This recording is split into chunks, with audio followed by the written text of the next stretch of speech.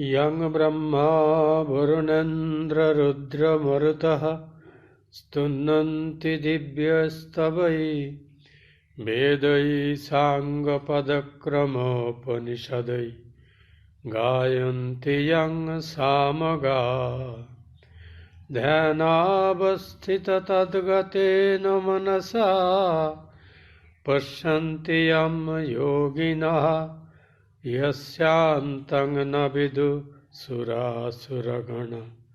देवाय तस्मै नमो नमो ब्रह्मण्यदेवाय गोब्राह्मणहिताय च जगद्धिताय कृष्णाय गोविन्दाय नमो नमः। ओम नमो भगवते वासुदेवाय।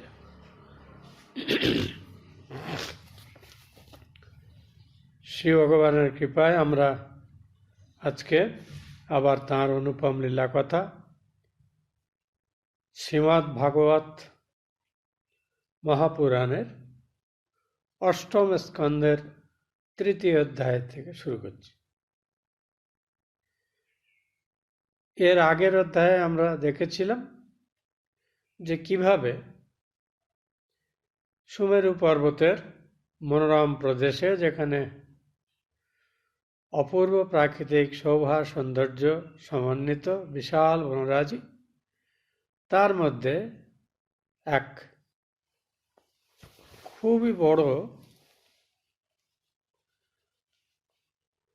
কুঞ্জর রাজ, মানে হাতিদের রাজা, সে সদল বলে অন্যান্য হস্তিনী, শাবক, আরও ছোট হাতি, এদের সকলের সঙ্গে সদল বলে মহানন্দে ঘুরতে ঘুরতে একটি বৃহৎ সরোবরে এসেছে, যেখানে প্রচুর পদ্ম ইত্যাদি ফুটেছিল, জলচর পক্ষীরা ছিল এবং পরিবেশ অত্যন্ত সুন্দর।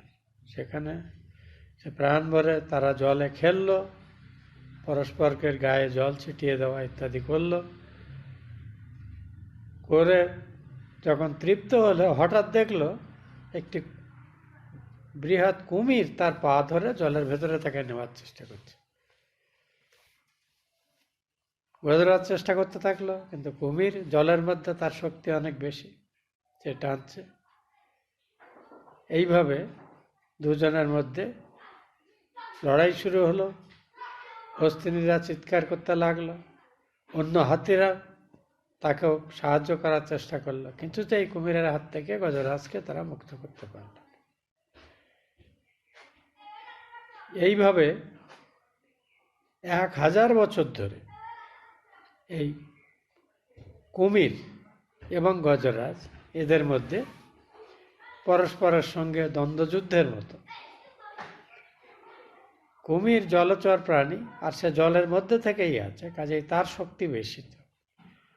আস্তে আস্তে গজরাজ দুর্বল হয়ে গেল এবং সে বুঝতে পারল যে তার শক্তি সামর্থ্য ক্ষীণ হয়ে আসছে এবং সে অবধারিতভাবে মৃত্যুর দিকে যাচ্ছে। গজরাজের পূর্বজন্মকৃত সংস্কার ছিল, একথা আমরা পরে জানব। কাজেই এই মুহূর্তে সেই পূর্বজন্মেরই পুণ্য ফলে সে আগের জন্মে বিষ্ণুর সাধনা করত, সেই বিষ্ণুর কথা তার মনে পড়ল। তখন গজরাজ প্রার্থনা করছে। এটি শ্রীমদ্ ভাগবতের অসাধারণ স্তোত্রগুলির একটি, গজেন্দ্র মোক্ষ স্তোত্র নামে পরিচিত। অনেকটা যেমন সর্বসাধারণের সংকটমোচন হনুমান স্তোত্র প্রচলিত, যে কোনো বড় বিপদ আপদ থেকে রক্ষা পাওয়ার জন্যে নিয়মবিধি সহকারে মানুষ ব্রত নিয়ে এটি পাঠ করে এবং তাতে বহু বিপদ থেকে তারা উদ্ধার পায়। তেমনি এই গজেন্দ্র মোক্ষ স্তোত্র এরকম একটি বিখ্যাত। এই গজেন্দ্র মোক্ষ স্তোত্রই এই অধ্যায়ের মুখ্য আলোচনার বিষয়। এরপরের অধ্যায়ে এই কুমির এবং এই গজরাজের পূর্বজন্মের যে বৃত্তান্ত, সেটা দিয়ে প্রসঙ্গ শেষ হবে। দেখা যাক আমরা এই অসাধারণ স্তোত্রটি একটু ধরে ধরে পড়ব, কারণ শ্রীমদ্ ভাগবতের অসাধারণত্ব হল এটি প্রতি মুহূর্তে আমাদের ভগবানের সগুণ এবং নির্গুণ উভয়বিধ স্বরূপ বিভিন্ন প্রসঙ্গক্রমে কখনো ভক্তের মুখ দিয়ে, কখনো সাধুসন্তের মুখ দিয়ে, কখনো কৃতজ্ঞ কোনো উপকৃত ব্যক্তির মুখ দিয়ে স্তুতির আকারে আমাদের কাছে উপস্থাপন করা হয়, যাতে ভগবানের স্বরূপটা সম্পর্কে বারবার শুনতে শুনতে ভগবানের প্রকৃত স্বরূপ কি এবং তার ধ্যান, স্মরণ, মনন এর দ্বারা মানুষের যথার্থ কল্যাণ কিভাবে হয় এ সম্পর্কে একটু স্পষ্ট ধারণা আমাদের মনে আসে। তো রাজা পরীক্ষিতকে এই উপাখ্যান বলছেন শ্রী সুখদেব।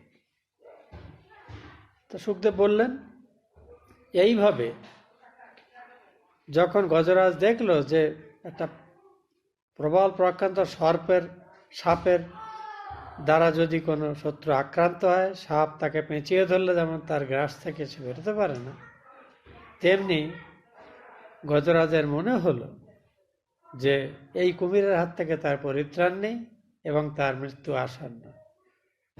তো পূর্বজন্মের সংস্কার বলে তার মনে তার সেই পূর্বজন্মের স্মৃতিই তাকে সাহায্য করলে সে তখন অত্যন্ত নিবিষ্ট চিত্তে ভগবানকে স্তুতি করতে লাগল। এবং অসাধারণ এই স্তুতি, আমি দেখলাম এই স্তুতিতে প্রায় 22টি না 24টির মতো স্তর আছে, অর্থাৎ ভগবানকে স্তুতি করা হচ্ছে। এবং এই স্তুতির আরেকটি বিশেষ বৈশিষ্ট্য হলো ভগবানকে কোনো বিশেষ নাম না দিয়ে তার সর্বব্যাপী যে অবস্থিতি গোটা সৃষ্টি জুড়ে এবং তাকে অতিক্রম করেও যে তিনি অবস্থান আছেন, এইভাবে যেন ভগবানের সর্বব্যাপী স্বরূপকে লক্ষ্য করে গজরাজ স্তুতি করছেন। যে চিৎরূপ হইতে দেহাদি চেতন হয়, সেই ভগবানকে আমি মনে মনে নমস্কার করি। তিনি দেহরূপ পুরে কারণরূপে প্রবিষ্ট হন বলে উহা চেতন হয় এবং এই নিমিত্ত তিনি পুরুষ নামে আখ্যাত হয়ে থাকেন। পুরুষ এই শব্দটি সাধারণভাবে আমরা স্ত্রী পুরুষ লিঙ্গভেদ এই বিচার থেকে করে থাকি, ব্যবহার করে থাকি, কিন্তু শাস্ত্রে পুরুষ শব্দটি কিন্তু পুরুষ এবং প্রকৃতি অর্থে, অর্থাৎ ভগবানের যে দ্বৈত সত্তা কল্পনা করা হয়, একটি একই ঈশ্বরের দুটি রূপ, পুরুষ এবং স্ত্রী সত্তা, যাকে ভগবতী হিসেবে আমরা দেখি, ভগবান এবং ভগবতী বলে আমরা জানি। এই পুরুষ শব্দটির কিন্তু একটি পারিভাষিক অর্থ আছে আমাদের শাস্ত্রে, পুরে শয়তি ইতি পুরুষ, যিনি সমস্ত সৃষ্ট জীবের, এই জগতে যা কিছু আমরা দেখতে পাই, শুনতে পাই, অনুভব করতে পাই, চেতন অচেতন সব কিছুর ভেতরে তিনি অনুষ্ঠিত আছেন। তো জীবের হৃদয় পুরে তিনি বাস করেন, অধিষ্ঠিত থাকেন চেতনা রূপে, এবং জীবকে যেন চেতন সত্তা প্রদান করেন, তাই তাকে পুরুষ বলা হয়। পুরে শয়তি ইতি পুরুষ। তিনি আদি অর্থাৎ প্রকৃতির বীজ, তিনি পরমেশ্বর অর্থাৎ তিনি সব কিছুর শাসক। পুরো মধ্যে প্রবেশ করলেও জীবের নয় তিনি পরতন্ত্র হন না। আমরা যারা দেহধারী জীব, তারা কিন্তু দেহ বুদ্ধিযুক্ত এবং দেহটাকেই আমি বলে মনে করি। আমরা দেহের বশে চলি, ইন্দ্রিয়ের চাহিদা পূরণ করার প্রবণতা বোধ করি এবং ইন্দ্রিয়ের অনুসরণ করতে করতে আমাদের জীবনে বহু বিড়ম্বনা আসে। ভগবান যদিও সর্বজীবের অন্তরে প্রবেশ করেন, কিন্তু তিনি কিন্তু এই প্রকৃতিজাত যে শরীর তার বশীভূত হন না। এই বিশ্ব যে অধিষ্ঠানে অবস্থিতি করিতেছে, এই বিশ্ব যে অধিষ্ঠানে অবস্থিতি করছে, যে উপাদানে নির্মিত, যিনি বিশ্বের নির্মাতা, যিনি স্বয়ং এই বিশ্ব হয়েছেন, যিনি কার্য এবং কারণেরও পরপারে অবস্থিত, সেই স্বতঃসিদ্ধ প্রভুর আমি শরণাপন্ন হই। গজরাজ যে পরমেশ্বরের আশ্রয় চাইছেন প্রার্থনার মাধ্যমে, তার স্বরূপ হিসেবে তিনি বলছেন যে এই গোটা বিশ্ব তার থেকেই উদ্ভূত হয়েছে, তার সত্তা থেকেই উদ্ভূত হয়েছে, এবং এই বিশ্ব তার উপরে দাঁড়িয়ে আছে। তিনি না থাকলে এই বিশ্বের অস্তিত্ব থাকে না। আধার মানে পাত্র, যদি একটা পাত্রে জল থাকে তাহলে জল নিজে থাকতে পারে না, সে থাকতে গেলে তার একটি আশ্রয় চাই, সেই পাত্রটি হলো আধার। তেমনি এই জগতে যত কিছু আছে বিশ্ব সৃষ্টিতে, সব কিছুর পশ্চাতে ভগবানই আধার হয়ে আছে, অর্থাৎ তিনি আছেন বলেই বাকি সব কিছুর অস্তিত্ব আছে। গজরাজ সেই আধার স্বরূপ গোটা বিশ্বের। শুধু তাই না, তিনি নিজেরই সত্তার কিছু অংশ দিয়েই যেন এই বিপুল বিশ্ব রচনা করেছেন। কাজেই তিনি হলেন কারণ, উপাদান কারণ, যে উপাদান থেকে চেতন অচেতন দৃশ্য অদৃশ্য যত কিছু জগতে অস্তিত্ব আমরা অনুভব করতে পারি ইন্দ্র দিয়ে, সব কিছু তিনি সৃষ্টি করেছেন। কিন্তু সেই সৃষ্টি করে তিনি কিন্তু নিজেকে নিঃশেষ করেননি। তাঁর অস্তিত্ব এরও পরপারে অবস্থিত, যেটা আমরা বেশিরভাগ স্তোত্রে পাই, স্বভূমিং সর্বতোবৃত্ত্বা অত্যাতিষ্ঠৎ দশাঙ্গুলম। তিনি এই গোটা বিশ্ব সৃষ্টিকে সম্পূর্ণরূপে পরিব্যাপ্ত করেও যেন তার 16 ভাগের 10 ভাগ এই বিশ্বের অতীত অবস্থায় অবস্থান করছে, 6 ভাগে তিনি যেন বিশ্বটা সৃষ্টি করেছেন। এরকম যদি আমরা অঙ্কের হিসেবে বুঝতে চাই, এই বিশ্ব যার মায়ায় রচিত, যার মধ্যে অভিব্যক্ত হয়, কখনো বা প্রলয়কালে যার মধ্যে তিরোহিত হয়, যিনি সেই কার্য এবং কারণ উভয়কে সাক্ষী রূপে দর্শন করলেও যার দৃষ্টি লুপ্ত হয় না, যিনি চক্ষু প্রভৃতি ইন্দ্রিয় সকলের প্রকাশক, কিন্তু এইসব ইন্দ্রিয়গুলো যাকে কখনোই সঠিকভাবে প্রকাশ করতে বা ব্যক্ত করতে পারে না, সেই প্রভু আমার রক্ষা বিধান করুন। গজরাজ বলছেন এখানে ভগবানকে এই জগতের আদি কারণ বলা হলো, এবং তাঁরই যে ত্রিগুণাত্মিকা মায়া, সেই মায়াকে আশ্রয় করেই তিনি এই বিপুল বিশ্বরূপে নিজেকে ব্যক্ত করেছেন, যার অতি অল্পই আমরা মানব বুদ্ধিতে ধারণা করতে পারি, বেশিটাই আমাদের ধারণা হয় না। এই ধারণা আমরা করি আমাদের যে জ্ঞানেন্দ্রিয় এবং সহায় চক্ষু কর্ণ নাসিকা জিহ্বা ত্বকের সাহায্যে, কিন্তু এই ইন্দ্রিয়গুলি যন্ত্র, তারা ভগবানকে যেন আভাসে ইঙ্গিতে বোঝাতে যায় তিনি আছেন, কিন্তু তাঁর যথার্থ স্বরূপ কি এই ইন্দ্রিয়গুলো তা আমাদের দেখাতে পারে না। যেরকম আমরা চোখ দিয়ে দেখি ঠিকই, কিন্তু যারা অন্ধ তারা কিন্তু অন্যভাবে জগৎকে অনুভব করে, দেখে, ধারণা করে এবং তার কাজ চালায়। কারোর কারোর সব ইন্দ্রিয় থাকে না, তেমন বোবারা, তারা কথা বলতে পারে না, বাঘেন্দ্রিয় তাদের নেই, কিন্তু বাকি সব ইন্দ্রিয় সচল আছে, তো তারাও কিন্তু জগতে বেঁচে থাকে, অসুবিধা হয়। তার মানে এই ইন্দ্রিয়গুলো যন্ত্র বিশেষ। আজকাল তো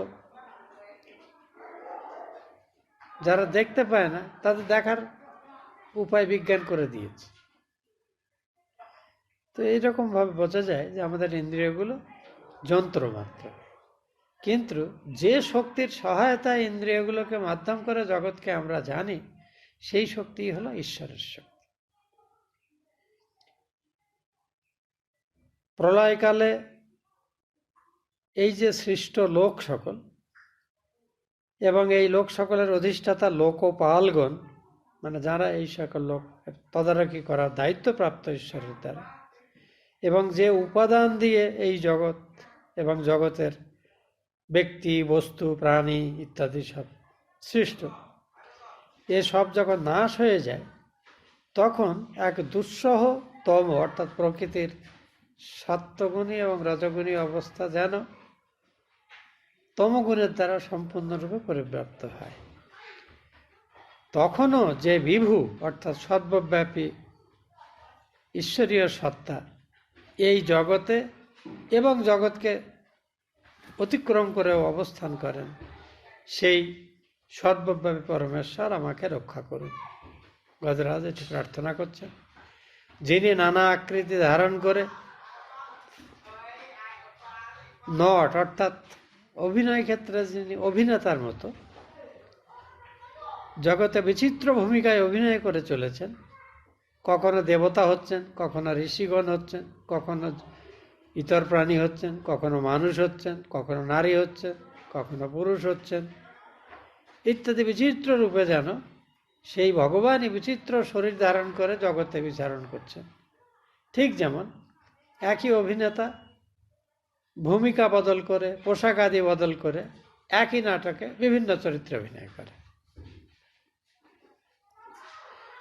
অর্বাচীন কোন জন্তু তা অবগত হতে বা নির্বাচন করতে সমর্থ, অর্থাৎ এই অল্প সামর্থ্য সম্পন্ন কোনো জীব, সে যতই বিদ্যাবুদ্ধির অধিকারী হোক না কেন, সম্পূর্ণরূপে কখনো এই পরমেশ্বরকে জানতে পারে না।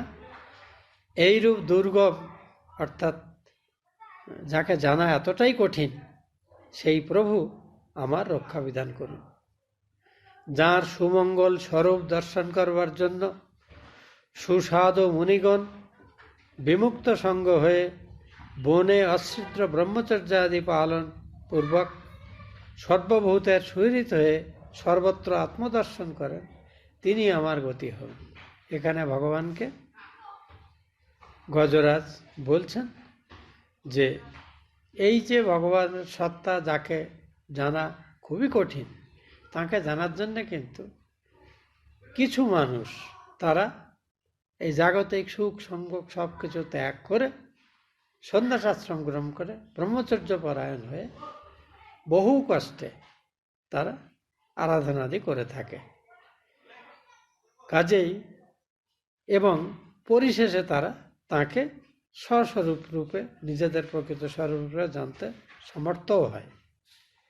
এমন যে ভগবানের স্বরূপ, সেই ভগবান আমার আশ্রয় হন, অর্থাৎ আমি যেন সেই ভগবানের পাদপদ্মে আশ্রয় গ্রহণ করতে সমর্থ হই।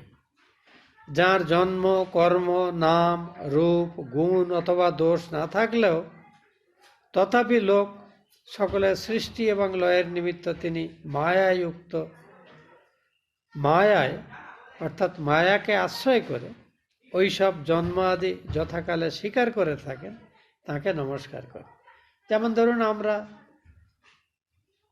বিচিত্র স্বভাবের এই যে লক্ষ লক্ষ কোটি কোটি মানুষ আমরা আছি, কোটি কোটি প্রাণী আছে, কীট পতঙ্গ আছে, জলচর প্রাণী, স্থলচর প্রাণী, নভোচর অর্থাৎ আকাশে উড়ে বেড়ায় পাখি ইত্যাদি, এই যত কিছু এসব কিন্তু ভগবানই হচ্ছেন। এই বিচিত্র নাম রূপ নিয়ে তিনি জগতে নিজেকে বিচরণ করছেন। কিন্তু আশ্চর্য, এইভাবে বিচরণ করলেও কখনো কখনো তিনি আবার এই সব কিছুকে নিজের মধ্যে সংহার করে নিয়ে থাকেন। তাঁর এই যে অদ্ভুত সামর্থ্য, এর ধারণা আমরা করতে পারি না। কাজেই এই দুর্গেয় চরিত্র পরমেশ্বরকে আমি নমস্কার করছি। গজরাজ বলছেন, অরূপ মানে যার কোনো সুনির্দিষ্ট আকার বা চেহারা নেই যেটা দিয়ে তাকে বর্ণনা করা যায়। অনন্ত শক্তি, যার শক্তি এবং সামর্থ্যকে কখনোই আমরা মানব বুদ্ধির দ্বারা পরিমাপ করে বলতে পারি না যে তিনি এত শক্তির অধিকারী বা এত শক্তির অধিকারী নন। ওই জন্য তাকে অনন্ত শক্তি বলা হচ্ছে। তার সহস্র সহস্র রূপ, কাজেই সবগুলো বর্ণনা করা যায় না। আশ্চর্য কর্মা, তিনি এমন অলৌকিক সব কাজ করেন যা আমরা মনে করি অসম্ভব, কিন্তু তিনি অবলীলাক্রমে সেগুলি করে থাকেন। তার অসাধ্য কিছু নেই। আমাদের কাজ কর্ম সৃষ্টি করার সামর্থ্য সীমিত বলে আমরা ভগবানকেও খুব বেশি সামর্থ্যযুক্ত মনে করি, কিন্তু মনে করি সেটা অসীম অনন্ত নয়। কিন্তু এই ধারণাটি ভুল। জীবের উপরে, জীবের সামর্থ্যের উপরে সীমা নির্দেশ করা যায়, কিন্তু ভগবানের সামর্থ্য কতটা তার উপরে নির্দেশ করতে যাওয়া এটা বোকামি বা মূর্খতা, দুটোই আছে। সেই অরূপ অনন্ত শক্তি, বহুরূপ আশ্চর্যকর্মা পরমেশ্বর ব্রহ্মকে আমি নমস্কার করি। তিনি আত্মপ্রদীপ অর্থাৎ সপ্রকাশ। আমরা কিন্তু সূর্য, আলো ইত্যাদির সহায়ে জিনিস দেখি, অনুভব করি, কিন্তু ভগবান এই জগতের সব কিছুকে দেখার বা জানার জন্যে কোনো আলো বা অন্য কিছুর উৎস, তিনি নিজের জ্যোতিতেই নিজেকে দেখেন। অর্থাৎ তিনি নিজের শক্তি দিয়ে সব কিছুকে প্রকাশ করেন, নিজেকেও প্রকাশ করেন, এই সৃষ্ট জগৎকেও প্রকাশ করেন। কাজেই তাকে বলা হয় সপ্রকাশ আত্মজ্যোতি। তো সেই ভগবানের আশ্রয় গজরাজ প্রার্থনা করছেন। শুধু তাই না, গজরাজ এও বলছেন যে তিনি সমস্ত পদার্থ প্রকাশ করে থাকেন এবং সমস্ত জীবগণের কাজ কর্ম সব কিছুকে তিনি নিজে নিয়ন্ত্রণ করেন। এই জন্যই তাকে ঈশ্বর বলি আমরা। মানুষ বা কোনো জীব সে যত সামর্থ্যযুক্ত হোক না কেন, কখনোই এই ভগবানের স্বরূপকে মন এবং বুদ্ধিতে ধারণা করে যথাযথ ভাষা দিয়ে ব্যক্ত করতে সমর্থ হয় না। আমিও পুনরায় এই অব্যক্ত চরিত্র বা অবাং মনসগোচর ভগবানের আশ্রয় গ্রহণ করছি। জ্ঞানীগণ যতভাবে ভগবানের বিশিষ্ট সাধকরা তারা বহু ত্যাগ স্বীকার করে সাধন ভজনের সহায়ে পবিত্র চিত্ত দিয়ে ভগবানের স্বরূপকে ধারণা করে, তাদের সম্পর্কে বলা হচ্ছে যে জ্ঞানীগণ নৈষ্কর্ম অর্থাৎ সন্ন্যাস বা শুদ্ধ সত্যগুণকে আশ্রয় করে মোক্ষস্বরূপ পরম আনন্দ অনুভব করে এবং কৈবল্যনাথ পরমেশ্বরকে জানেন, অর্থাৎ কেবল সব কিছু দৃশ্য জগৎ থেকে, অনুভূত জগৎ থেকে সূক্ষ্মত্ব প্রাপ্ত হলেও বা অদৃশ্য ইন্দ্রিয়ের ক্ষমতার ধারণার বাইরে চলে গেলেও ভগবানের সত্তাতে কিন্তু চিরবর্তমান থাকে, এটি এখানে বলা হচ্ছে। জ্ঞানীগণ নৈষ্কর্ম অর্থাৎ সন্ন্যাস এবং শুদ্ধ সত্য দ্বারা মোক্ষস্বরূপ আনন্দের যে অনুভব করেন এবং ভগবৎ স্বরূপকে প্রত্যক্ষভাবে সাক্ষাৎ লাভ করে থাকেন, আমি সেই মোক্ষ স্বরূপ ভগবানকে নমস্কার করি।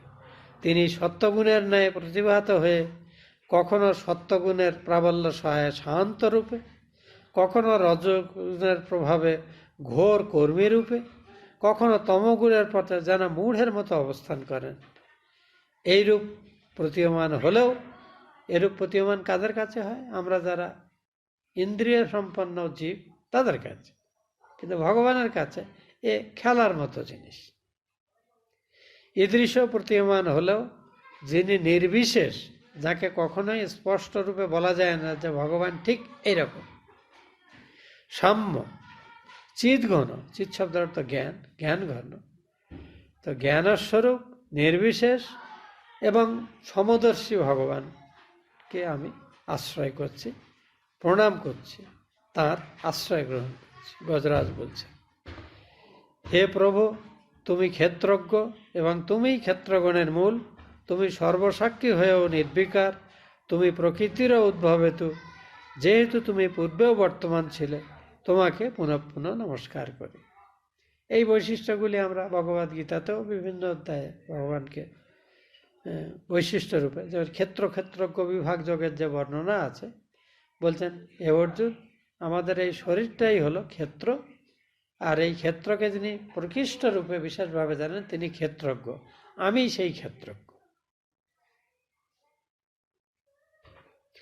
কাজেই আমরা যত প্রাণী জগতে বর্তমান, আমাদের মধ্যে সেই ভগবানই কিন্তু প্রকৃত কর্তা, এবং তিনিই আমাদেরকে তাঁর ওই মায়াকে আশ্রয় করে সত্য রজ তম তিন গুণের বিকার স্বরূপ যে ইন্দ্রিয় আদি, ইন্দ্রিয়ভোগ্য বিষয় আদি, এগুলো দিয়ে অদ্ভুতভাবে নাড়াচাড়া করছেন।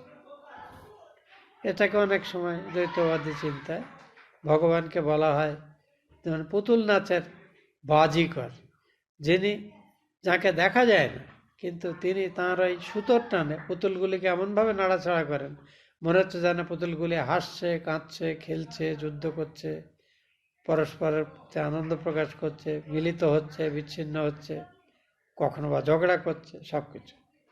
কিন্তু সবই কিন্তু বাজি করে ওই হাতের টানে হচ্ছে।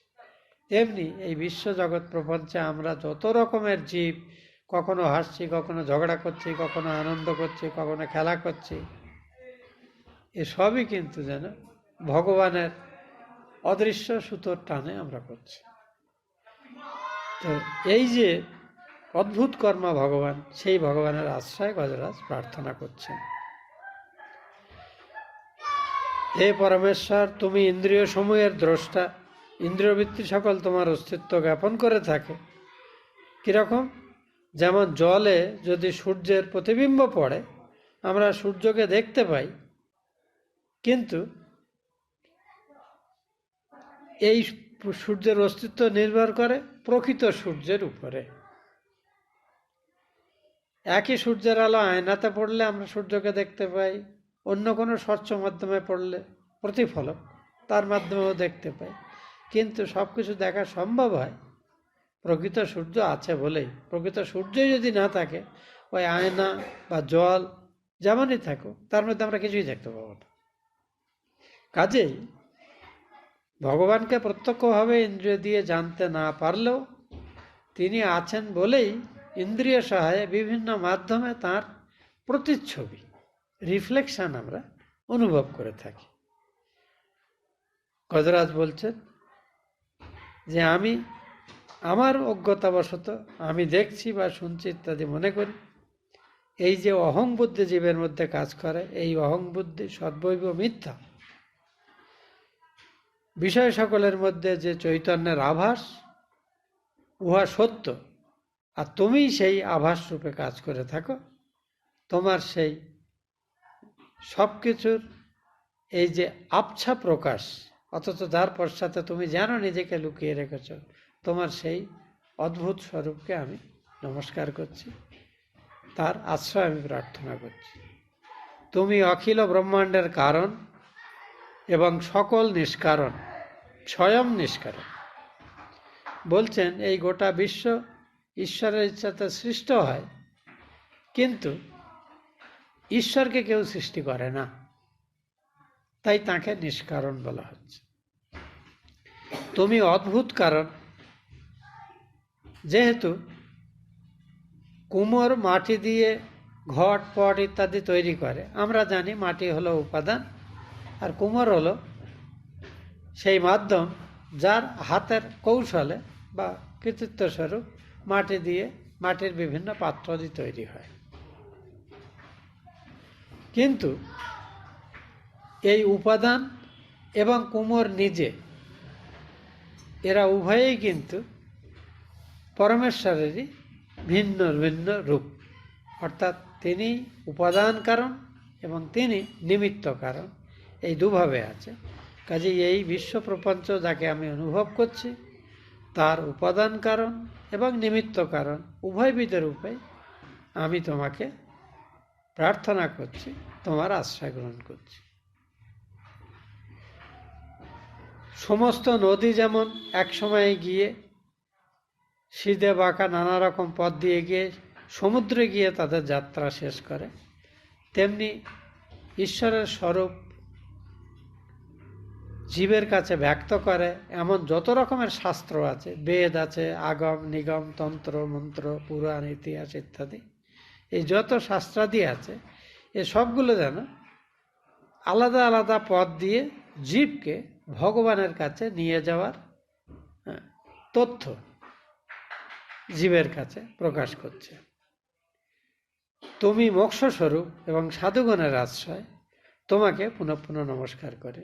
কারণ সমস্ত নদী সকলের যেমন অন্তিম আশ্রয় সমুদ্র, তেমনি আমরা জ্ঞাতসারে অজ্ঞাতসারে, ভালো কাজের ভেতর দিয়ে মন্দ কাজের ভেতর দিয়ে সুখকর পরিস্থিতির ভেতর দিয়ে বা দুঃখকর পরিস্থিতি দিয়ে কিন্তু আমরা সেই ভগবানের দিকেই, অর্থাৎ আমাদের যিনি উৎস, তার দিকেই কিন্তু আমরা এগোচ্ছি।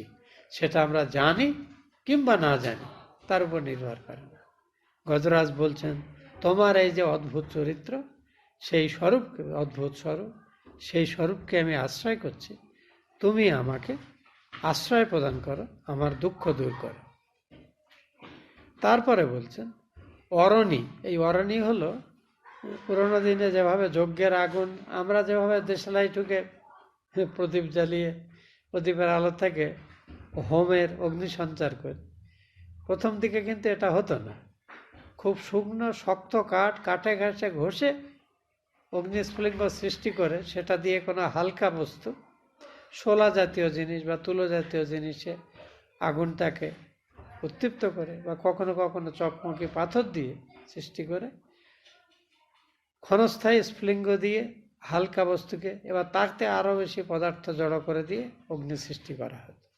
তো এই যে দুটো কাঠে ঘষে হোমের আগুন জ্বালানো হতো, একে বলে অরণি এবং মন্থ। এই দুটো কাঠকে বলে, যেটি নিচে থাকে তাকে বলে অরণি, আর যেটা দিয়ে ঘষা হয় উপর দিয়ে সেটাকে বলে মন্থ। তো যাই হোক, এই যে অরণি এবং মন্থ, এদের ঘষণে যে আগুন তৈরি হয় সে কিন্তু ওই ওদের কাঠের মধ্যেই থাকে, কাঠের ভেতরেই আগুন থাকে। আগুন থাকে বলে এই কাঠ যখন ভালো করে আগুন ধরে যায় তখন আমরা বুঝতে পারি আগুনটা ভেতরে ছিল, কিন্তু এই ঘর্ষণের মাধ্যমে সেই আগুনটা প্রকাশ পায়। তাই এখানে গজরাজ ওই উদাহরণ দিয়ে প্রার্থনা করছেন ভগবানের কাছে, অরণি এবং মন্থ সহায়ে যেমন অগ্নি প্রজ্বলিত হলে সেই অগ্নিতে আবার এই অরণি এবং মন্থ উভয়েই প্রজ্বলিত হয়, সেইরূপ জীবের শরীর যা সত্য, রজ এবং তম এই ত্রিগুণাত্মক প্রকৃতির সমন্বয়ে রচিত, সেই শরীরের মধ্যে হে পরমেশ্বর তুমি জ্ঞান রূপে কিন্তু সবসময় প্রকাশিত থাকো, এবং জীব যখন তার বহির্মুখ মনকে বাইরের থেকে সংযত করে ভেতরে অর্থাৎ অন্তর্দৃষ্টিযুক্ত হয়ে ধ্যান, একাগ্রতা, সমাধি, ধারণা ইত্যাদি সহায়ে অন্তর্মুখ হয়, তখন তোমার স্বরূপকে তোমার কৃপায় জানতে সমর্থ হয়।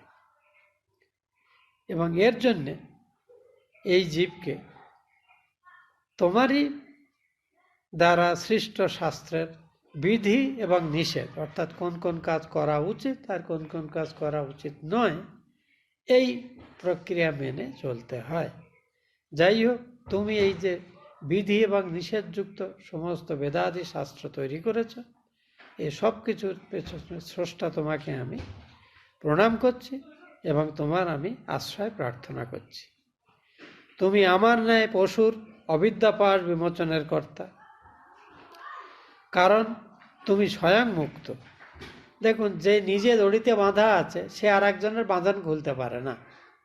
একটা বদ্ধ মানুষের বাঁধন খুলে দিতে পারে যে মানুষটা বাঁধা নয়, যে নিজে মুক্ত।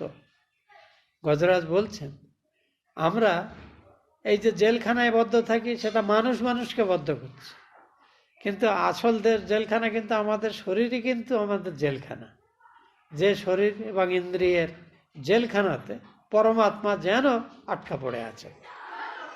কাজেই আমাদের ইন্দ্রিয়, আমাদের আসক্তি, আমাদের বাসনা কামনা, এটাই কিন্তু আমাদের নিজেদের তৈরি খাঁচা, যে খাঁচার মধ্যে আমরা আটকা পড়ে আছি।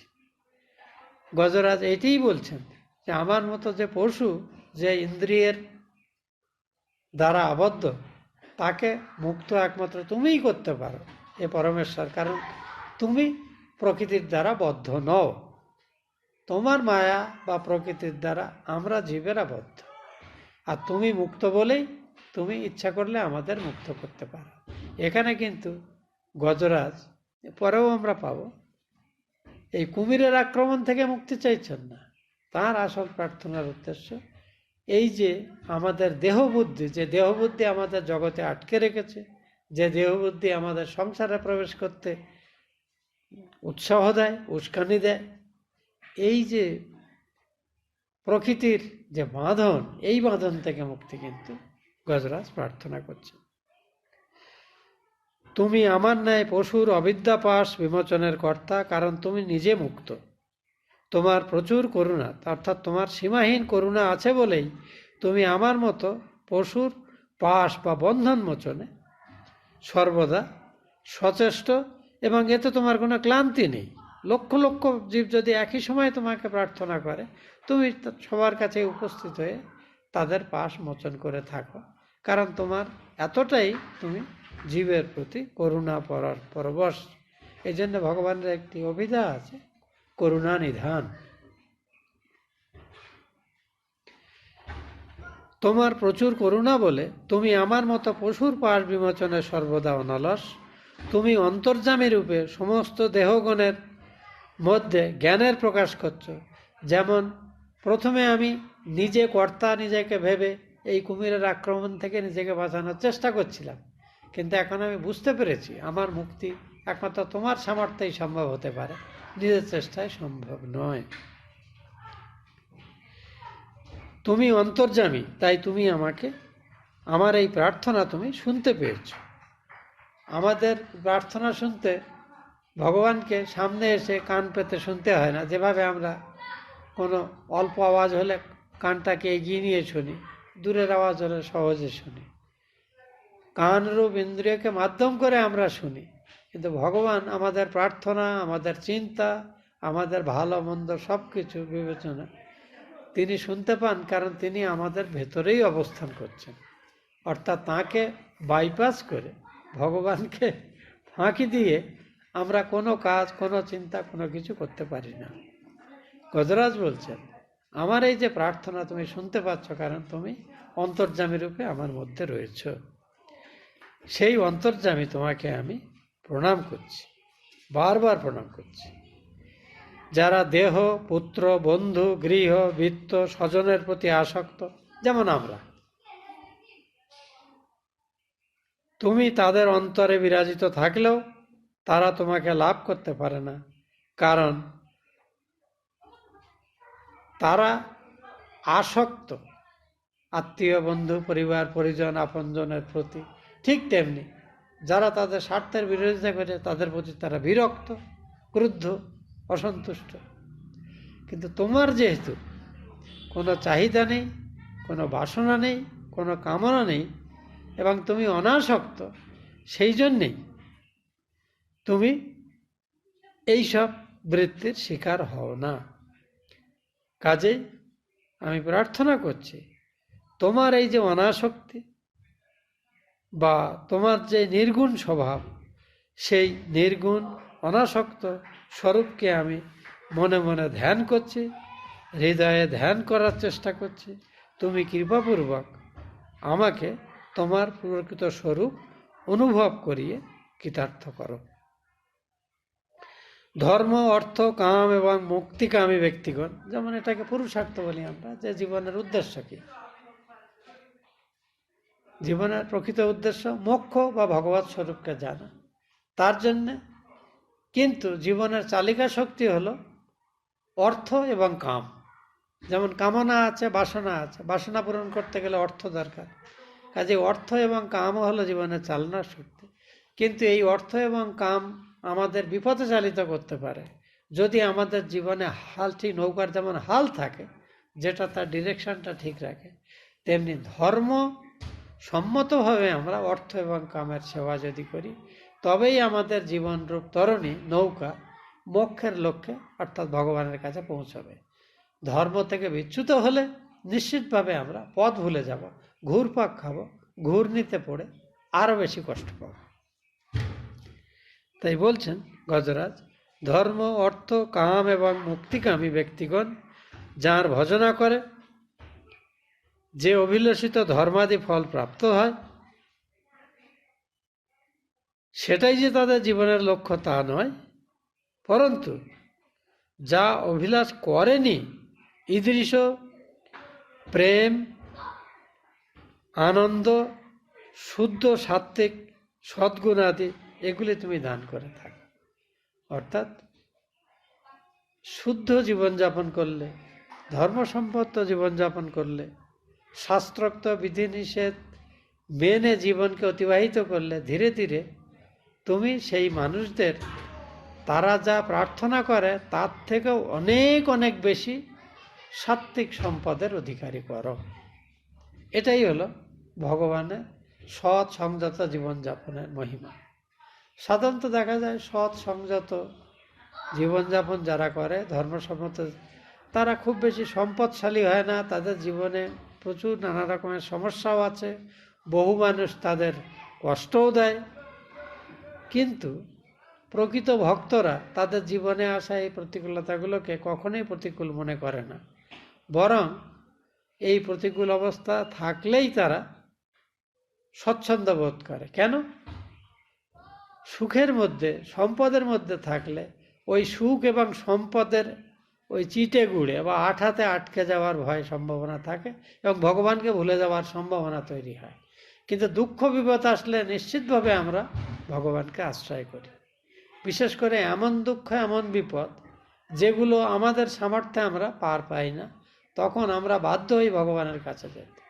প্রচুর টাকা আছে, অঢেল সুখ সম্পদ আছে, সামর্থ্যের অভাব নেই, কিন্তু তেমন লোকের একটা সন্তান যদি দুরারোগ্য ব্যাধিতে আক্রান্ত হয়, দেখা যায় ডাক্তাররা জবাব দিয়ে দিয়েছে, সেরা নার্সিংহোমেও কিছু করতে পারছে না, ডাক্তাররা কিছু করতে পারছে না, সেও কিন্তু তখন ওই ভগবৎ শক্তির আশ্রয় গ্রহণ করে।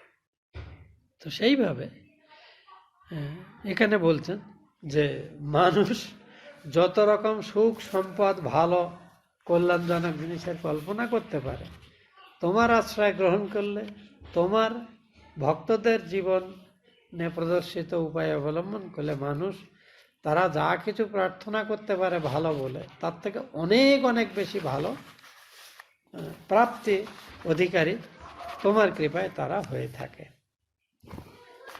যারা সর্বজ্ঞ মুক্ত পুরুষদের সেবা করেছেন, যেসব মানুষরা, যেসব ভক্তেরা, কারণ সবসময় সৎ এবং ভক্ত মানুষরা কিন্তু সাধু সন্ত বা ঈশ্বরনিষ্ঠ মানুষ যারা, ধর্মপরায়ণ মানুষ যারা, তাদের ভক্তি প্রদর্শন করে এবং তাদের সেবা করে। এই ভক্তের সেবা ভক্তি লাভের একটি প্রধান উপায়।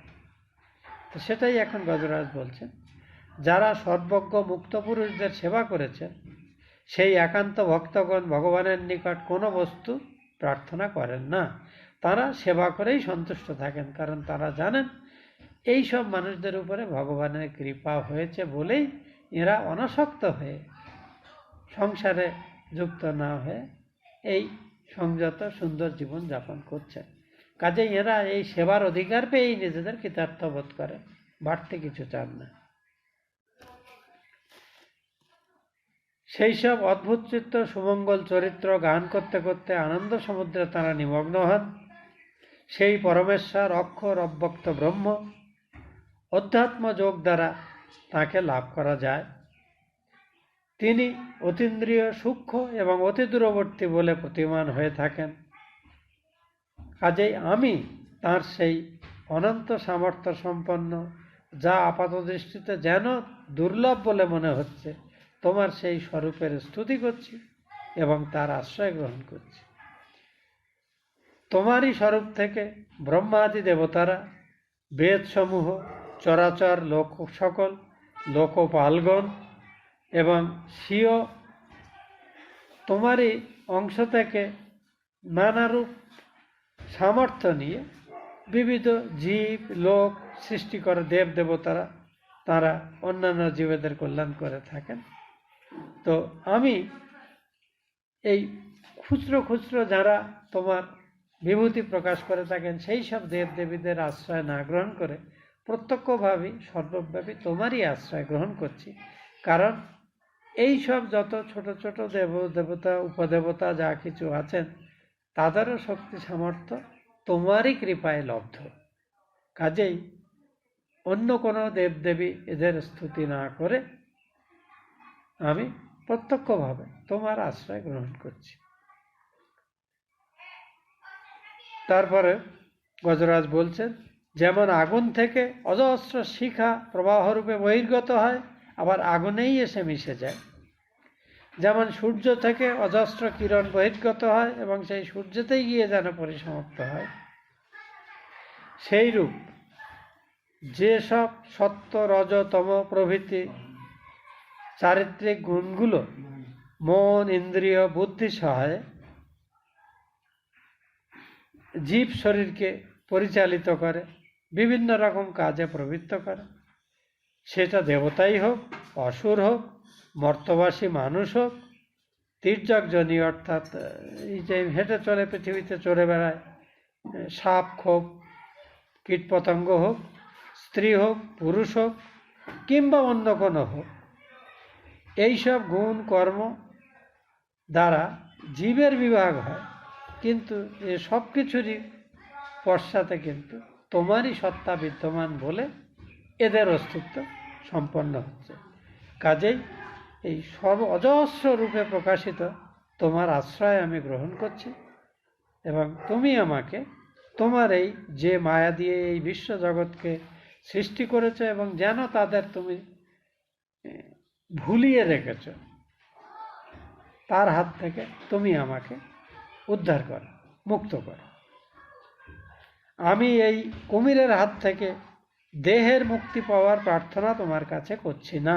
আমি একটু আগে বলছিলাম যে আমি এই কুমিরের হাত থেকে মুক্তি কামনা করছি না। আমার এই যে দেহ, সেই দেহ আর দীর্ঘকাল ধারণ করার ইচ্ছা আমার নেই, কারণ এই যে গজ জন্ম, হাতিরূপ জন্ম আমি লাভ করেছি, এর ভেতরে এবং বাইরে সবটাই অজ্ঞান বা প্রকৃতি বর্তমান। কাজেই এই প্রকৃতিজাত জড় উপাদানে গঠিত শরীরটা রাখার কি প্রয়োজন? যে অজ্ঞান আত্মস্বরূপকে ঢেকে রেখেছে, অর্থাৎ তোমার প্রকৃত স্বরূপকে জানতে দিচ্ছে না, সেই অজ্ঞান সম্মোহিত দেহ থাকুক বা যাক তা নিয়ে আমি চিন্তিত নই। আমি তোমার আশ্রয় গ্রহণ করছি। এই দেহ থাক বা যাক, সেটা যা হয় হবে, কিন্তু তুমি আমাকে পরিত্যাগ করো না, তুমি আমার কাছে আমাকে অভিব্যক্ত করো, এইটা প্রার্থনা করছে। যোগীগণ যোগের দ্বারা অর্থাৎ ভগবত ধর্ম এবং কর্ম সকলকে দগ্ধ করে যোগস্থ বিভিন্ন যৌগিক ক্রিয়া সহায়ে যে ভগবত তোমার যে স্বরূপকে দর্শন করেন, আমি সেই তোমার সেই যোগেশ্বর স্বরূপকে নমস্কার করছি। কারণ যোগীরা যেসব পন্থা অবলম্বন করে, ভগবানই কিন্তু যুগে যুগে কোনো না কোনো বিশিষ্ট সামর্থ্য সম্পন্ন জীবরূপে উৎপন্ন হয়েই সেগুলো উপদেশ দিয়েছেন। কাজেই যোগীদেরও তিনি ঈশ্বর, এটাই যোগেশ্বর এখানে বলা হচ্ছে। হে প্রভু, তোমার যে সত্য রজ তম এই তিন গুণের বেগ সহ্য করা খুব কঠিন, সেই ত্রিগুণের বশে আমি বা আমার মতো জীবেরা কষ্ট পাচ্ছে, কিন্তু এগুলো তোমার কাছে কোনো সমস্যাই নয়। তোমার শক্তি সীমাহীন, তুমি তাই তোমার এই সীমাহীন সামর্থ্য দিয়ে সবসময় তোমার দ্বারা একান্ত আশ্রয় গ্রহণ করেছে সেই শরণাগতদের পালন করে থাকো, রক্ষা করে থাকো। যাদের ইন্দ্রিয় বহির্মুখ, অর্থাৎ যারা এই জগতের মধ্যে এই সুখ শান্তি আনন্দ খুঁজে বেড়াচ্ছে, সেই বিভ্রান্তের শিকার তুমি আমাকে করো না, তুমি আমাকে সর্বতোভাবে তোমার দিকে আকর্ষণ করে নাও। যার মায়া হেতু জীব অহং বুদ্ধির দ্বারা আবৃত হয়ে নিজের প্রকৃত সত্তা পরমাত্মাকে জানতে পারে না, সেই অক্ষয় মাহাত্ম্য ভগবানের আমি শরণ গ্রহণ করলাম। এইভাবে আমাদের গজরাজ তার প্রার্থনা শেষ করলেন। এবার পরমহংস শ্রী শুকদেব, যিনি রাজা পরীক্ষিতকে এই উপাখ্যান শোনাচ্ছেন, তিনি বললেন, গজরাজ এইভাবে ভগবানের কোনো বিশেষ মূর্তি অর্থাৎ ব্রহ্মা বিষ্ণু মহেশ্বর শিব ইন্দ্র বরুণ চন্দ্র ইত্যাদি কোনো দেবদেবতার রূপ তাকে প্রার্থনা না করে, গজেন্দ্র যখন কোনো মূর্তি বিশেষের উল্লেখ না করে কেবল পরতত্ত্বের স্তুতিবাদ করলে ভিন্ন ভিন্ন মূর্তিতে অভিমানী ব্রহ্মাদি দেবগণ তারা কেউ গজরাজের উদ্ধারের জন্য সামনে এলো না। তখন ভগবান স্বয়ং আবির্ভূত হলেন তার কাছে, যেহেতু তিনি নিখিল জগতের আত্মা এবং তিনি সব কিছুর মধ্যে অবস্থান করছেন এবং গজরাজের অন্তরে অবস্থিত থেকে অন্তর্যামী রূপেও তিনি গজরাজের এই অপূর্ব প্রার্থনা শুনছেন। সেই জগতের সব কিছুর মধ্যে যিনি বাস করেন সেই শ্রীহরি গজরাজকে অত্যন্ত কাতর জেনে এবং তার এই অপূর্ব স্তুতি শুনে খুশি হয়ে অত্যন্ত দ্রুত নিজ বাহন গরুড়ে করে আরোহণ করে শীঘ্র গজেন্দ্রের কাছে যাত্রা করলেন।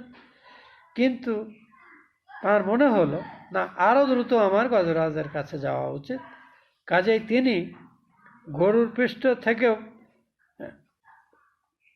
এসে সরাসরি গজরাজের কাছে এসে উপস্থিত হলেন। গজরাজ শ্রীহরিকে দর্শন করে তার ওই সুরে করে কয়েকটি পদ্ম নিয়ে তার দিকে উৎক্ষেপণ করে অত্যন্ত কষ্টে, যেন তার প্রাণ চলে যাচ্ছে এরকম অবস্থায় বলল, হে নারায়ণ, হে অখিল জগতের গুরু, হে ভগবান, তোমাকে নমস্কার করি। এইটুকু বলেই যেন, এখানে প্রার্থনা শুনলে মনে হয় এটা বলেই যেন গজরাজ তার সংজ্ঞাহীন হয়ে পড়লেন।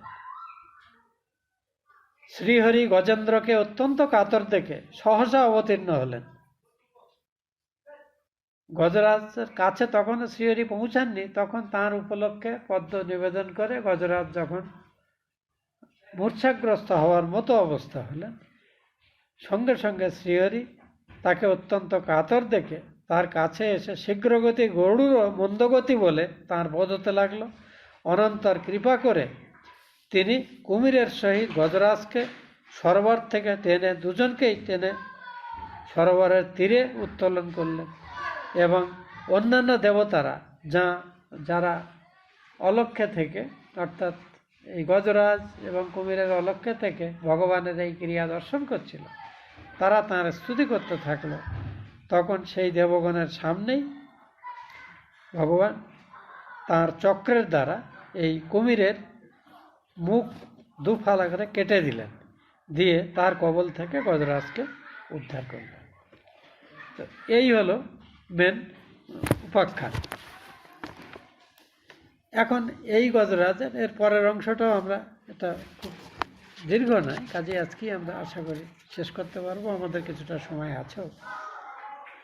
সুখদেব বললেন, তখন ব্রহ্মা, ঈশান অর্থাৎ শিব, অন্যান্য দেবগণ, ঋষিগণ, গন্ধর্বগণ তারা ভগবানের এই অদ্ভুত কার্যের প্রশংসা করে পুষ্পবৃষ্টি করতে লাগলেন এবং স্বর্গে এবং অন্তরিক্ষে দুন্দুভি ভাসতে লাগলো। গন্ধর্বগণ নৃত্যগীত করতে লাগলেন। ঋষি, চারণ এবং সিদ্ধগণ ভগবান পুরুষোত্তমের স্তুতিগান করতে লাগলেন। তারপরে সুখদেব বলছেন, রাজা পরীক্ষিত, এই যে গজরাজ হাতির শরীর নিয়ে জন্মগ্রহণ করলেও এই যে অন্তিম মুহূর্তে এমন অপূর্ব প্রার্থনা উচ্চারণ হলো, এটা এমনি এমনি হয়নি, এর পেছনে একটি ইতিহাস আছে। এই গজরাজ, এই প্রথমে বলছেন কুমিরের কথাটি, এই যে কুমির, এ সাধারণ কুমির নয়, এ পূর্বজন্মে হু হু নামে গন্ধর্বদের রাজা ছিল। গন্ধর্বদের অনেক রাজা আছে, তার মধ্যে হু হু একজন। তো এই হু, এরা গন্ধর্বরা খুব আমোদ প্রমোদ এবং হই হুল্লোড় আনন্দ করে, উচ্ছল প্রাণোচ্ছল আর কি জিনিস, মানে মিডিয়া জগতের লোকদের মতো। তো এই হু হু একদিন তার অন্যান্য সব বান্ধবী ইত্যাদি তাদের নিয়ে এক সরোবরে তারা আনন্দ করে স্নানাদি করছিল। ওই সরোবরেরই অন্য একাংশে দেবল বলে একজন ঋষি, তিনি কিন্তু ওই আবক্ষ জলে নিমজ্জিত হয়ে ভগবানের স্তুতি করছিলেন, সূর্য নমস্কার ইত্যাদি প্রার্থনাদি করছিলেন। তার কি খেয়াল হলো, সে মজা করে গিয়ে ওই জল থেকে ডুবে গিয়ে, যেমন ছোট বাচ্চারা স্কুলে করে থাকে, এখানে তো আপনারা জলই দেখতে পান না, কিন্তু পুকুরে যারা চান করে, আমরা ছোটোবেলায় এইসব দুষ্টুমি করেছি কিছু কিছু, তো তখন আমার এইটা মনে পড়ছিল। তো সেই হু হু তখন কে ওই দল থেকে আলাদা হয়েছে, জলের নিচে ডুবে ডুবে এসে ওই মুনির পা ধরে টান, যেমন কুমিরে যেমন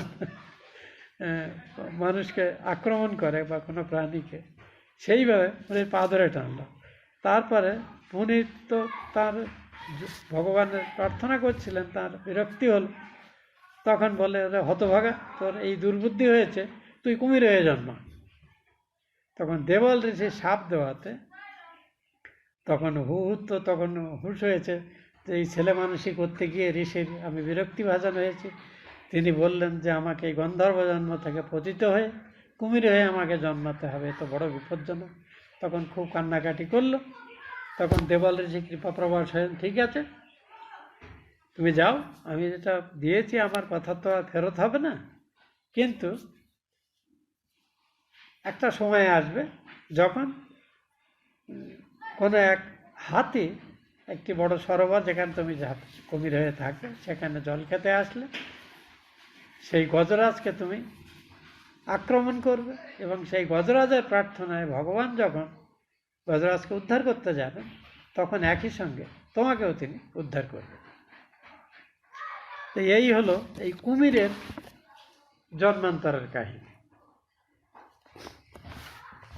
তো এরপরে গজেন্দ্র কে, মানে গজেন্দ্র মানে গজদের ইন্দ্র, অর্থাৎ হাতিদের রাজা, যার নামে গজেন্দ্র মোক্ষ স্তোত্রটি প্রসিদ্ধ।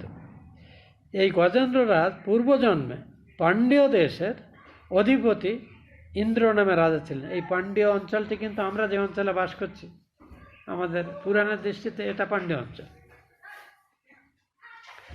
North east.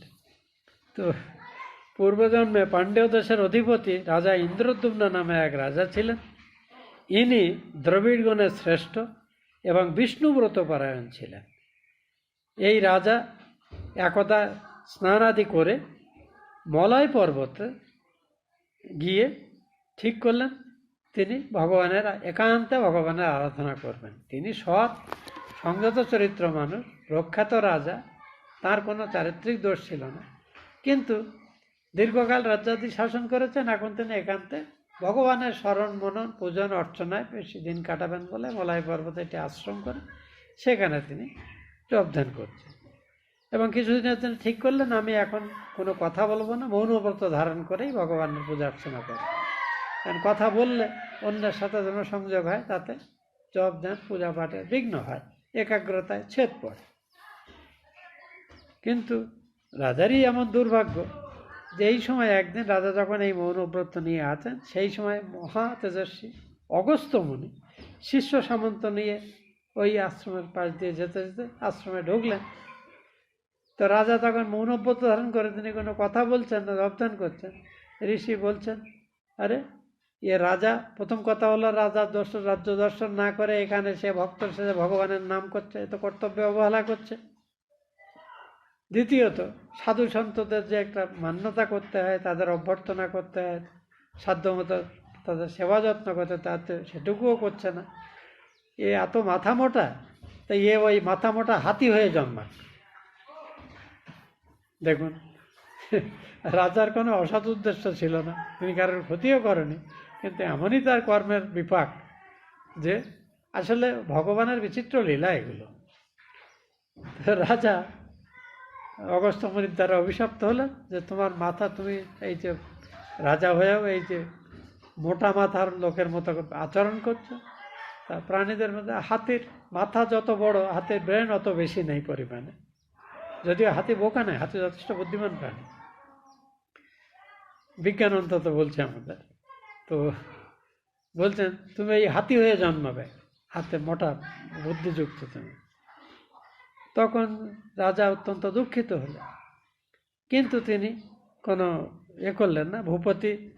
তা তিনি যখন মুনি ক্রুদ্ধ হয়ে অভিশাপ দিয়ে বললেন, অশিক্ষিত বুদ্ধি অসাধু এই দুরাত্মা বিপ্রের অবমাননা করল, এই ব্যক্তি হাতির মতো মোটা মাথা, অতএব অজ্ঞানন্ধকারে প্রবেশ করে গজজনী প্রাপ্ত হোক, তুমি হাতি হয়ে জন্ম।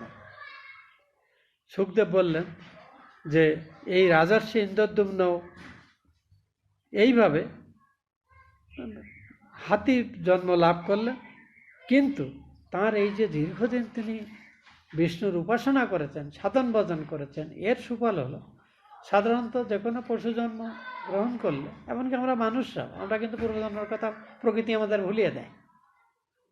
তো হাতি হিসেবেও তেমনি, ওই জন্য আমরা এই জগতে হাসছি, কাঁদছি, এটা ওটা করছি, কপাল গুনে এত ভালো কিছু করছি অথবা না করছি, কখনো বিভ্রান্ত হচ্ছি, বিপথে চলছি ইত্যাদি হয়। তা বলছেন হাতির তো আর পূর্বজন্মের স্মৃতি থাকে না, তেমনি রাজা ছিল না, কিন্তু তিনি যে দীর্ঘকাল ভগবানের উপাসনা করেছেন, এই উপাসনার প্রভাবে এই গজ জন্ম ধারণ করলেও কিন্তু তার স্মৃতি সম্পূর্ণ বিলুপ্ত হয়নি। কাজেই যখন তিনি দেখলেন তার প্রাণ সংশয় হয়েছে, তখন তার এই পূর্বজন্মের পুণ্য ফলেই কিন্তু ভগবানের বিষ্ণুর কথা মনে পড়ল এবং তিনি এই অপূর্ব স্তুতির দ্বারা ভগবানের আরাধনা করলেন। বলে পরীক্ষিতকে সুখদেব বলছেন যে পদ্মনাভ শ্রীহরি এইভাবে গজরাজকে বিপদ থেকে মুক্ত করে তার সঙ্গেই তার পার্শ্বদ রূপে তিনি বৈকুণ্ঠ লোকে নিয়ে গেলেন।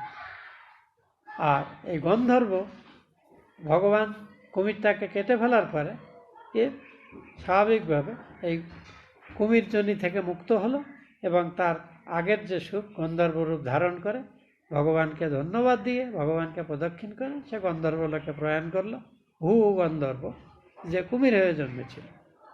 আর গজরাজকে এই দেহ থেকে, গজরাজের দেহ নষ্ট হলো, তখন ভগবান গজরাজকে নিজের পার্শ্বদ রূপে বৈকুণ্ঠ লোকে নিয়ে গেলেন। তারপরে এই স্তোত্র গজেন্দ্রমোক্ষ, এই যে স্তোত্রটি, এই স্তোত্রের প্রশংসা এখানে পরীক্ষিত করছেন যে ভগবান নিজেই গজরাজকে বলেছিলেন, যারা অপররাত্রে মানে সাধারণত এটা বলা হয়েছে ব্রাহ্ম মুহূর্তে অথবা তার কাছাকাছি সময়ে, সাধারণত ব্রাহ্ম মুহূর্তে ধরা হয় আমাদের এই মধ্যরাত্রি পেরোবার প্রায় ঘন্টা দেড়েক বাদে, ধরুন 1:30 থেকে 3:30 এরকম টাইমটাকে বলা হয়। এ সম্পর্কে একটু দ্বিমতও আছে। কেউ কেউ বলেন সূর্যোদয়ের 1 ঘন্টা আগে। তো যেটাই হোক, মোটামুটি সূর্যোদয় হওয়ার যথেষ্ট আগে সমস্ত আলস্য ত্যাগ করে, নিদ্রাদি ত্যাগ করে, শৌচাদি সেরে শুদ্ধ বস্ত্রে যদি ভগবানের এই স্তোত্রটি গজেন্দ্রমোক্ষ স্তোত্র পাঠ করা হয়, তাহলে বহুভাবে এই প্রার্থনাকারী উপকৃত হয়। তো ভগবান এইভাবে বলছেন, যারা অপররাত্রে মানে মধ্যরাত্রি অতিক্রম করার কিছু পরে গাত্রোত্থান পূর্বক সংযত চিত্ত হয়ে, অর্থাৎ শৌচাদি সেরে কোনো একান্ত স্থানে বা নির্জন স্থানে থেকে এই গজেন্দ্রমোক্ষ স্তোত্রে যত রকম প্রাকৃতিক পশু পাখি প্রাণীদের বর্ণনা করা হয়েছে, দেবতা গন্ধর্ব ইত্যাদির কথা, এদের সব কিছুর কথা যারা স্মরণ করে এবং এই স্তোত্রটি পাঠ করে, তারা অশেষ সৌভাগ্যের অধিকারী হয় এবং সমস্ত পাপ থেকে মুক্ত হয়। হে গজরাজ, যারা নিশা অবসানে জাগরিত হয়ে তোমার এই স্তোত্র দ্বারা আমার স্তুতি করেন, তাদের অন্তকালে অর্থাৎ মৃত্যুকাল সন্নিহিত হলে আমি তাদের উত্তম গতি প্রদান করে থাকি। সুখদেব বলছেন, ঋষিকেশ এইরূপ আশীর্বাদ করে শঙ্খ বা পঞ্চজন্য বাদন দ্বারা দেবগণকে হর্ষান্বিত করে পক্ষীরাজ গরুড়ের উপরে আরোহণ করেছিলেন এবং গজরাজকে তার পার্শ্বদ হিসেবে সঙ্গে নিয়ে বৈকুণ্ঠে গেলেন। এই যে প্রসঙ্গ আছে, তা আমরা এই গজেন্দ্রমোক্ষ স্তোত্রটি, এটা কিন্তু একটা অত্যন্ত সুন্দর স্তোত্র। তো এটির আমি একটু ইন্টারনেটে ঘাঁটছিলাম যে গজেন্দ্রমোক্ষ স্তোত্রের সম্পর্কে আলোচনা আছে কিনা। সেটা করতে গিয়ে একটা জায়গাতে একটা উপাখ্যান পড়লেন, একজন ভক্ত তিনি একটা অদ্ভুতভাবে এই গজেন্দ্রমোক্ষ স্তোত্র পাঠ করার সুফল নিজের জীবনে উপলব্ধি করেছিলেন, সেই অভিজ্ঞতা জানিয়েছেন। তো ইউটিউবার তিনি এটি বলছেন। এক ভদ্রলোক, তারা 2-3 ভাই, তো তারা সুপ্রতিষ্ঠিত, কিন্তু আয় উপার্জন করেন, সরকারি পদে প্রতিষ্ঠিত, কিন্তু তাদের বাবা খুব মারা যান, তখন তারা ছোট ছিলেন, কিন্তু পৈতৃক সম্পত্তি টত্তি ছিল, ঘরে তাদের লেখাপড়া শেখা ইত্যাদি সব মা করেছেন। এবং তার মা প্রায় বললেন, আমার মা প্রায় 42 বছর বৈধব্য জীবন যাপন করেছে। তো যিনি কাহিনীটি লিখছেন তিনি বলছেন, আমার অন্য ভাইরা মায়ের ইচ্ছা ছিল, বাবা যেহেতু আমাদের মেন প্রপার্টি কাশিতে ছিল, তো মা ওই প্রপার্টি ছেড়ে আসতে চাইতেন না, কিন্তু আমার অন্য দাদারা বাকি ভাইরা তারা কেউ রাজি হয়নি। তো আমি মার সঙ্গে থাকতাম এবং মার দেখাশোনা করতাম। একসময় মা, তখন আমার কিছু বিষয় সম্পত্তি প্রয়াগে এখানে ছিল, আমি সেখান থেকে কাশি থেকে প্রয়াগে আসলাম। মা প্রথমে প্রয়াগে এসে খুব সুস্থ হলেন, কিন্তু তারপরে তার হঠাৎ শরীর খারাপ হতে শুরু করল এবং তিনি পুরো শয্যাশায়ী হলেন, মানে ওঠা চলা করা একদম বন্ধ হয়ে গেল। আমি খুব উদ্বেগের মধ্যে থাকলাম। তো সেই সময় স্থানীয় ব্রাহ্মণদের সঙ্গে আমি পরামর্শ করে বললাম যে প্রায়শ্চিত্ত বা এই জাতীয় কোনো অনুষ্ঠানাদিকে করার চেষ্টা করা যেতে পারে, যাতে আমি মায়ের এই রোগ থেকে মুক্তি হয়। তো এখানকার এক সৎ ব্রাহ্মণ আমাকে বললেন, তুমি একটু নিষ্ঠা সহকারে এই গজেন্দ্রমোক্ষ স্তোত্রটি পাঠ করো। তো আমি সেই ব্রাহ্মণের কথা আস্থা রেখে এই গজেন্দ্রমোক্ষ স্তোত্রটি খুব যেমনভাবে যে কোনো ব্রত নিষ্ঠ হয়ে শুদ্ধ শুচি হয়ে স্নানাদি ছেড়ে পাঠ করা যেমন এখানে বলা আছে, তো সেইভাবে আমি পাঠ করতে শুরু করলাম। 12-14 দিন পাঠ করার পরে আমি অদ্ভুতভাবে লক্ষ্য করলাম যে মা একেবারে প্রায় রেসপন্স করছিলেন, অলমোস্ট যেন প্রায় মরণাপন্ন হয়েছেন এটা মনে হচ্ছিল, তিনি আস্তে আস্তে একটু শক্ত সমর্থ হলেন, উঠে বসছেন, শরীর সুস্থ। তো আমার খুব আশার সঞ্চার হলো। তখন আমি আরও ভক্তি সহকারে স্তোত্র পাঠ করতে শুরু করলাম এবং আমি প্রায় 100 দিনের মতো স্তোত্র পাঠ করার ঠিক আগেই 70-80 দিনের মাথায় দেখলাম আমার মা প্রায় অলমোস্ট সুস্থ হয়ে উঠেছে। তো যে ভদ্রলোক এই ইউটিউব চ্যানেলটি চালান তিনি বলছেন, আমি কারোর জীবনে যদি ভগবত উপাসনা ইত্যাদির ফল প্রত্যক্ষ হয়ে থাকে, তো সেটা আমি কোনো গ্রন্থাদি থেকে, তাদের লেখা থেকে নিয়ে, অথবা তাদের জানা থাকলে আমাকে লিখতে বলি। এই ঘটনাটি এই ভদ্রলোক লিখেছেন যে তিনি এই গজেন্দ্রমোক্ষ স্তোত্র পাঠ করে তাঁর মৃতপ্রায় মাকে সম্পূর্ণ রোগমুক্ত হওয়ার অভিজ্ঞতা তার নিজের জীবনে হয়েছে। তো এই যে স্তোত্র প্রার্থনা ইত্যাদি আমরা শাস্ত্রে পড়ে থাকি, এমন অজস্র প্রার্থনা আমাদের শাস্ত্রে রয়েছে। কথা হলো, যেটি আমাদের ভালো লাগে আমরা কিন্তু সেটি নিষ্ঠা সহকারে অনুষ্ঠান করতে পারি। শ্রদ্ধা সহকারে করতে হবে, দায় সারাভাবে করলে হবে না, এবং ভক্তিভাব নিয়ে করতে হবে, বিশ্বাস নিয়ে করতে হবে। এটা করলে কিন্তু অসাধ্য সাধন হয় এবং কল্পনাতীত সুফল লাভ হয়। এটা কিন্তু বহু ভক্তের জীবনে, বহু শুদ্ধচিত্ত সাধকের জীবনে এই সত্যতা প্রমাণিত হয়েছে। আমরা সহজে বিশ্বাস রাখতে পারি না কোনো কিছু, সেটা আমাদের দুর্বলতা, কিন্তু আমরা যে রাখতে পারি তাহলে এর দ্বারা কিন্তু আমাদের অশেষ কল্যাণ সাধন হতে পারে। তো এই স্তোত্রটির আলোচনা আমি এই জন্য করলাম যে এটি একটি অত্যন্ত সুফলদায়ক এবং বহু মানুষ নিষ্ঠা সহকারে এটি কিন্তু ব্রত হিসেবে পালন করে থাকেন।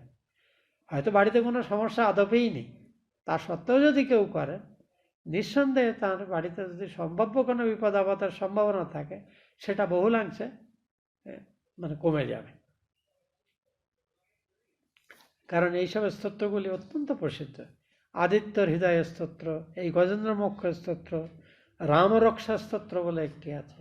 দেখুন, অপূর্ব সব স্তোত্রের প্রভিশন আমাদের মুনি ঋষিরা আমাদের দিয়ে গেছেন। আমাদের যার যেটি ভালো লাগে সেটি আমরা নিষ্ঠা সহকারে ব্যবহার করতে পারি। এই যে সংকটমোচন হনুমান স্তোত্র, হনুমান চল্লিশা, বহু মানুষ এগুলো পাঠ করে তাদের জীবনে সুফল লাভ করেছে। কথা হলো আমাদের ভক্তি এবং বিশ্বাস হলো আমাদের আসল মূলধন। এটিকে পুঁজি করে যদি আমরা সত্যি সত্যি এগুলো শ্রদ্ধার সঙ্গে করি, সুফল আসবেই আসবে। তবে সবার ক্ষেত্রে সেটা সমান না হতে পারে এই পর্যন্ত, কিন্তু এগুলো নিষ্ফল হয় না। এটি আমাদের শাস্ত্রকারদের, সিদ্ধ সাধকদের কিন্তু এটিই কিন্তু মন্তব্য। আজকে আমরা পাঠ এখানে শেষ করছি। ও ভিত্তেশাং বাংময়ী পূজা শ্রীমৎ শঙ্কর পাদায় অর্পিতাং তেন দেবেশাং প্রিয়তাং মে সদাশিব। ওম শান্তি শান্তি শান্তি। হরি ওম তৎসৎ। শ্রীরামকৃষ্ণার্পণমস্তু।